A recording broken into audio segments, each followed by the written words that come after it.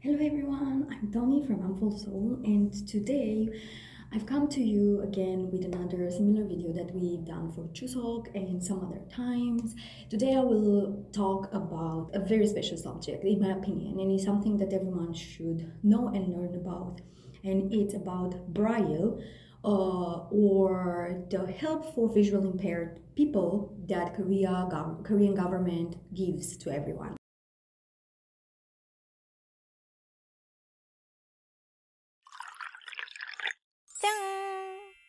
Maybe a lot of you don't know because the World's Braille Day is on 4th of January, but in Korea it's celebrated on 4th of November and is the day of Braille, or the alphabet for the visually impaired. So the Korean Braille is actually a little bit different from other Braille's alphabets. Like other alphabets, Korean Braille alphabet and language is not graphically related to other Braille scripts around the world. Instead, it reflects the pattern that is found in the Hangul, or the Korean alphabet, and it differentiates the consonants and vowels and initial consonants and vowels and final consonants as well. It's a little bit different from any other alphabet that you can actually find in the world. Why do we think it's so important to have a special day for people that are visually impaired and for their alphabet? I think Korea is one of the most incredible countries. They do have Braille almost everywhere you can think of. Starting with bathrooms, then elevators, even in the bus or even in the subway, they do have Braille. Even on the caps of on the lids and on the things that are in the toilet. So let me tell you about my experience. While I was living in Korea, and I'm still am living in Korea, I saw this Braille everywhere. So during this video, I will post some short footage of me showing you where you can find these Braille signs or the Braille alphabet. First of all, when you are in an elevator, you will see that all the elevators on their buttons, they do have the Braille.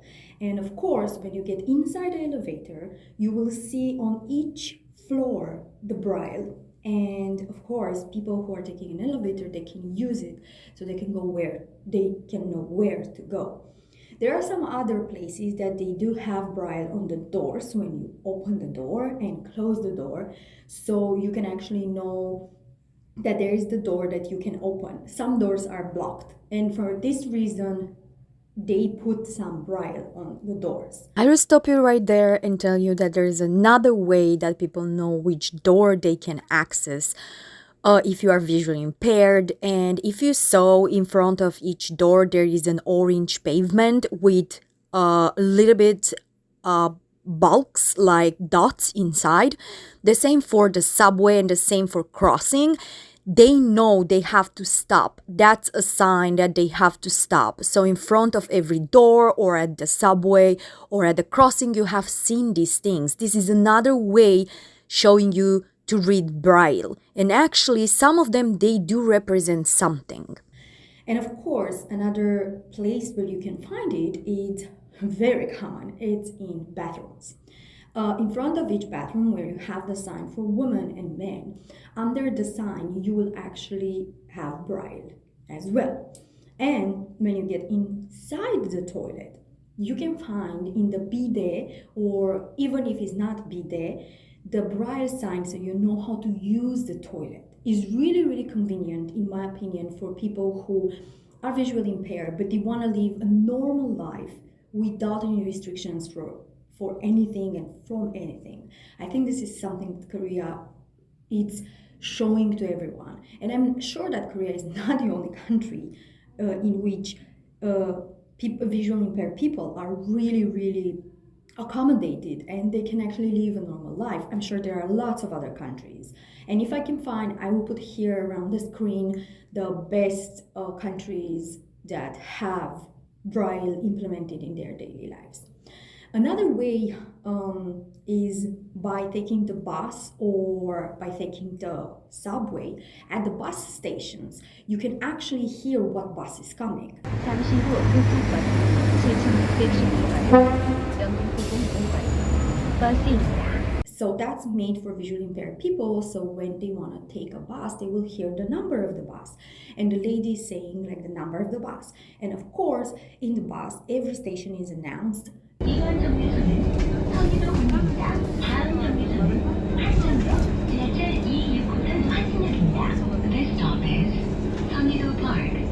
Or as well, so they know at what station they should go. So it's announced also by sound, not only visual. And in the subway, the same. The station number is 3371. All the doors are on your right. Please watch your step. Actually, the subway has a little bit of a difference because in the subway, each door is numbered. And each door has a Braille sign, so you can actually know which number is the door. And of course, sometimes what station. So that's super, super important when people want to travel to be sure that they got into the right subway. Or if they want to meet someone, they can say, I am at this certain number of the door, which is really, really cool in my opinion. So they don't need any assistance basically, and they don't need a caretaker every time they are going out, which I think for everyone that is visually impaired is super, super important. And the subway, sometimes they also have lights for those who cannot hear, which is really, really good as well. But for those who are visually impaired, they have the sounds, so they say the station and what door is. And of course, it has the station announced in different languages as well.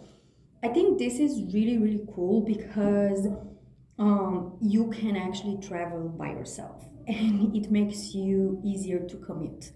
And people can go to work, can go to school, and they won't have to worry about how would I do this, which is really, really amazing if you put it like this, because a lot of other countries, they don't have any support for people that have disabilities, for those people who are having disabilities, which is really, really amazing. And where did I see another type of audio, hearing, and visual as well is when you cross the street. A lot of streets crossing, they also have the audio. So when you know when you go or when you stay.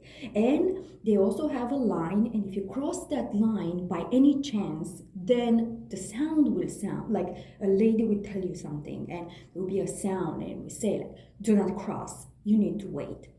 Which is really, really interesting because I never saw that in my country. And I think that's really important for people who have a disability and who are visually impaired. So during my stay in Korea, like I said, I saw Braille so many times and in so many occasions. But there's another place that I just remembered. There's the bank. Each ATM has actually an access port that you can put your speakers on, like headphones on, so you can actually hear everything. They also talk. 최근 자동화 기기에 카드 복제기를 부착하여 카드를 읽고 있습니다. And they also have Braille, so you know which button to press, which is really, really, really nice. I think people can go to the bank, can do everything they want, they can be free, they can go to work, they can go to school, they can actually be themselves without having to relate on someone or something, which is really, really nice. I know visually impaired people, they need help, and for this reason, Seoul Global Center has a special workshop that they do most years, and it's you making the Braille cards for children, visually impaired children. I will post here a picture where, like, when I went last year and I made them. So you have to sew these cards, and the children, they are very soft, and the children will actually be able to use them, and they have inside like kind of like a plastic bag idea, so when they use them they actually can also hear a sound and they will know that they actually take a card. So they also have images and they also have Braille, and it's really, really important for us to get more involvement in the community and for us to be able to help as much as we can. And if I still didn't tell you about all the places that you can find this like Braille alphabet and Braille words, I will actually add them here as a short video so you can know.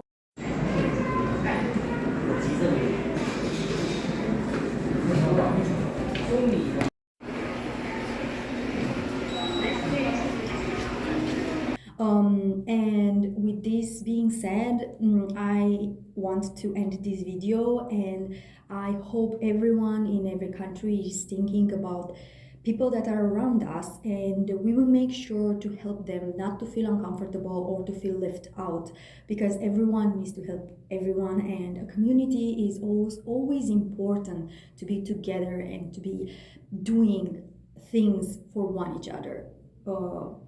And to help us, to help all of us together. So I hope you enjoyed this video, and I hope it was quite a little bit informative to be able to realize how much Korea and the Korean government is doing for his people, and I think it's really, really important for us to know that. And please, if you want to know more about these kind of things, let us know in the comments below, and of course, we will see you next time. Please don't forget to subscribe, to like, to share our video, and bye bye.